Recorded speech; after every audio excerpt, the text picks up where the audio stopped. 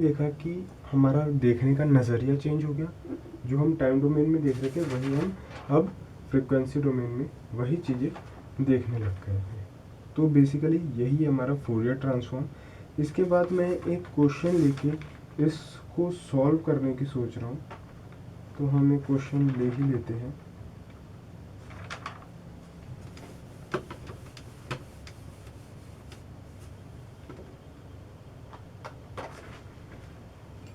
तो मेरे पास क्वेश्चन है,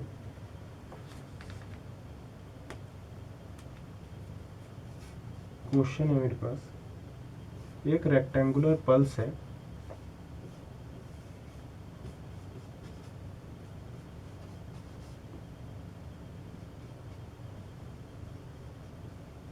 ये एक रेक्टेंगुलर पल्स है, इसका फोरियर ट्रांसफॉर्म हमें निकालना है।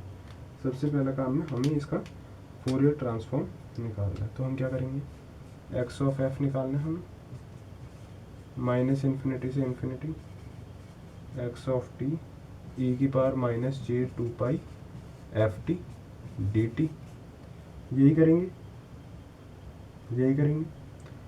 अब ये लिमिट हमारी क्या हो जाएगी, -2/2 से हो जाएगी 2/2 तक। एक्स टी की वैल्यू क्या है, ए की power minus j 2 pi f T D T. I hope कि सभी को यहाँ से जो है इंटीग्रेशन करना तो आता ही होगा। तो A by minus j 2 pi f t e की power minus j 2 pi f t -2/2 से 2/2। इधर तक तो कोई परेशानी नहीं किसी को। अब हम क्या करेंगे, जब वैल्यू पुट कर दी तो वैल्यू पुट कर दो, ए minus j 2 pi f t e की पावर, ये माइनस में ऊपर ले आता हूँ, minus j 2 pi f T minus of E minus j 2 pi f 2। This is my 2/2। Okay, इसको हम थोड़ा सा और सॉल्व करें तो हमें आंसर आता है ए पाई एफ ई की power j pi f minus ई की power minus j pi f by 2j। ये हमारा आ जाता है। इस चीज़ को थोड़ा ध्यान से देखना। अब थोड़ा सा मेरे को इधर तुम्हें एक फंक्शन के बारे में बताना पड़ेगा, क्योंकि उस फंक्शन के बिना हमारा काम नहीं चलेगा। तो इंटीग्रेशन हमने कर लिया है, ये हमारा आ गया। एक हमारे पास होता है सिंक फंक्शन। सिंक फंक्शन असलियत में सिंक फंक्शन का फॉर्मूला जो होता है that is sine pi x by pi x. ठीक है। और ये सिंक फंक्शन हमारा 1 होता है जब मेरी x की वैल्यू 0 होती है, and it is 0 when my x की वैल्यू इज़ +-1 या +-2 हो या +-3 हो एंड सो ऑन, अगर इस वे में होता है तो। ठीक है। तो बेसिकली जब ये बनेगा सिंक फंक्शन, जब बनेगा तो ये कुछ इस वे में बनेगा, धीरे धीरे छोटा होते जाएगा,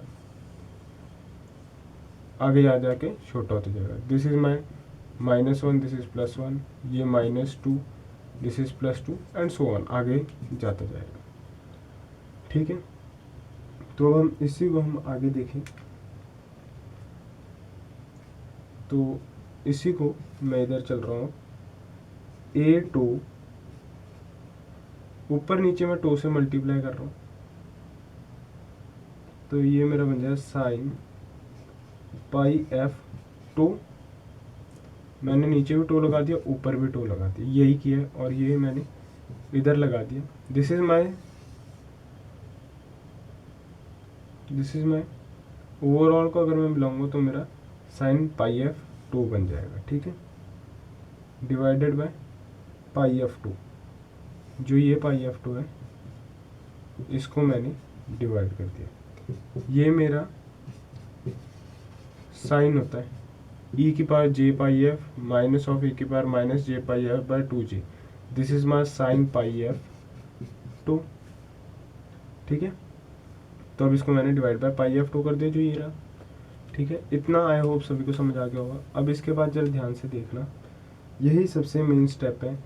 ये A2 और ये बन जाएगा मेरा सिंक फंक्शन, एंड पाई तो रहेगा नहीं, F2 आ जाएगा। This is my most important thing, जिसकी मुझे सबसे ज़्यादा ज़रूरत है, ठीक है। तो ये साइन पाई F2 1 कब होगा, जब मेरा f इक्वल टू 0 होगा, या पाई f इक्वल टू 0 होगा, implies that f equal to 0, ठीक है। And it is 0 when my pi f is equal to +-1 या +-2 या +-3 या कुछ भी। तो इधर से मेरी f की वैल्यू आ गई +-1/2 +-2/2 +-3/2 एंड सो ऑन, ठीक है। तो अब मेरा ग्राफ बनाना काफ़ी इजी रहेगा, काफ़ी इजी रहेगा।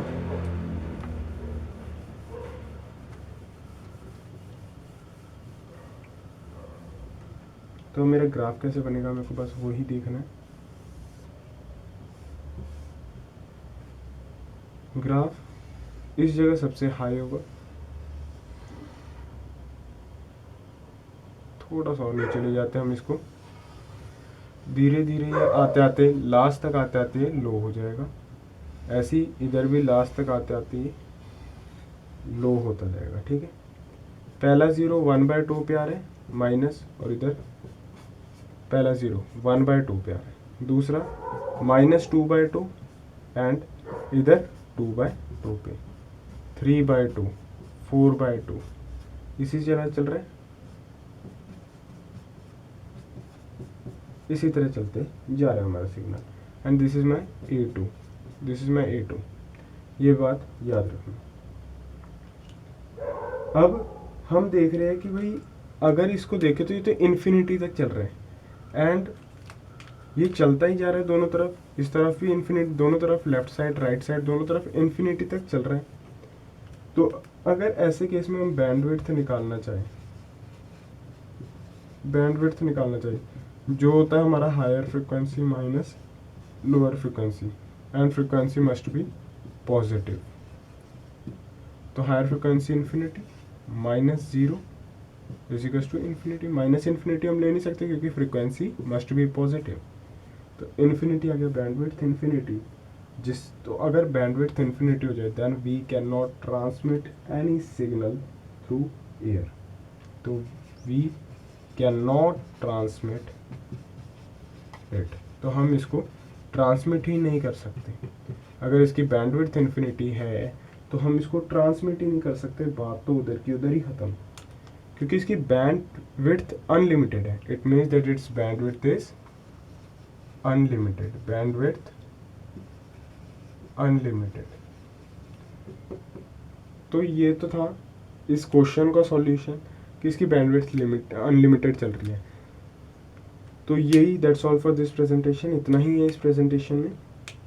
अगर हम इस अनलिमिटेड बैंडविड्थ को लिमिटेड करना चाहेंगे तो वो कैसे करेंगे, वो मैं अपने इस अगले लेक्चर में बताऊंगा। That's my lecture number I think 5। उस लेक्चर में मैं बैंड लिमिटिंग प्रोसेस की बात करूंगा कि कैसे मैं बैंड को लिमिट कर दूंगा, एक लिमिट तक कर दूंगा, ठीक है। तो उसकी बात हम उस पार्ट में करेंगे, दैट इज़ माय लेक्चर 5। अभी तक सिर्फ इतना याद रखो कि ये कैसे आया है, सिंक फंक्शन से ये हमारा निकला है और सिंपली हमने किया है। जिसको नहीं समझ आया, अगर कम से कम ये पार्ट तो इम्पोर्टेंट है जो मैंने इस क्वेश्चन में कराया है, तो इसको कम से कम, जिनको नहीं समझ आ रहा वो कम से कम 2-3 बार देख लोगे, आई थिंक कि ये चीज़ सभी को समझ आ जाएगी।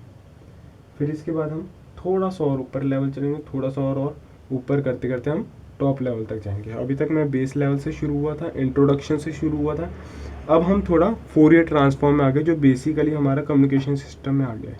अब धीरे धीरे हम और हाई लेवल पे जाएंगे। और किसी को कोई डाउट होगा तो कम्युनिकेशन नीचे कमेंट सेक्शन पे मैसेज कर दें। That's all for this presentation, thank you.